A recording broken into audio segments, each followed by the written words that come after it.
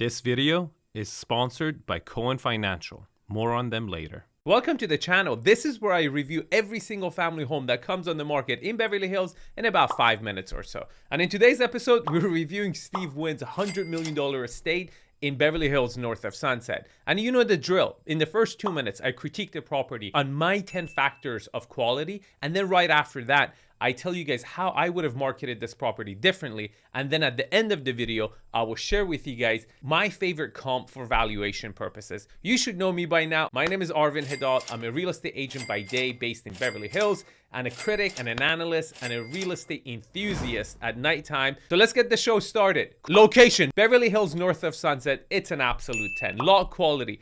Almost 3 acres, mostly flat. I have to give it another 10. Lot orientation, south facing, but way too close to Benedict Canyon. It's not on Benedict, stepped away, but close enough that where you can hear it. I have to give it an 8. Lot utilization. Guys, this is textbook stuff. Look at this approach. I mean, it's the private driveway that you always wanted. Huge frontage, huge backyard, incredible side setbacks. It's an absolute 10. Privacy. No one looks into the property. No one can hear your conversations in there. I'm going to give it a 10. Views. It's got Century City peekaboo views. I'm going to give it a 5.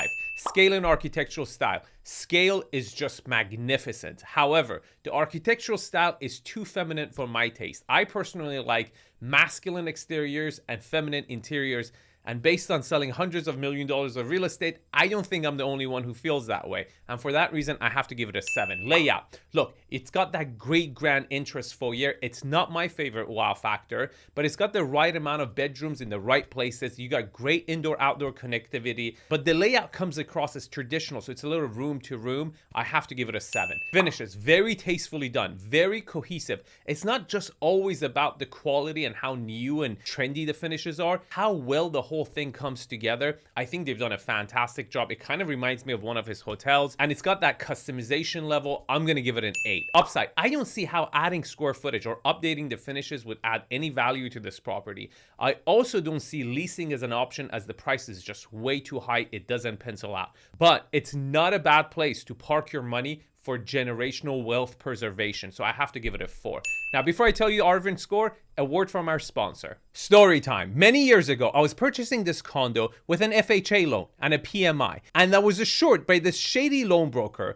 who told me, if you ever bring your equity above the 20%, you can get rid of the PMI anytime during the loan. I was very excited. But guess what? A few days before the escrow, he told me that he was wrong. And I had no choice to continue with the escrow and close the property because I would have lost my deposit.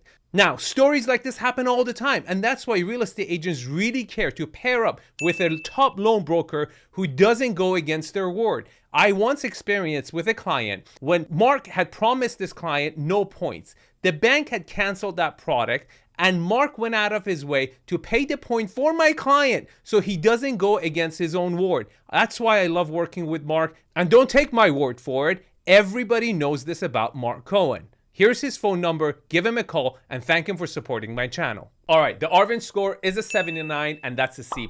Now you're thinking, Arvin, how would have you marketed this property differently? Because it's been on the market for 470 days and it still hasn't sold. Price strategy. It started way too high, and it's a classic case of chasing the market. 125 and then 115 and then 110. Now we're at 100. This property should have always started 100 or right below $100 million. Why? Because there's a great comp. My favorite comp for valuation purposes is David Geffen's house. He paid $68 million for his.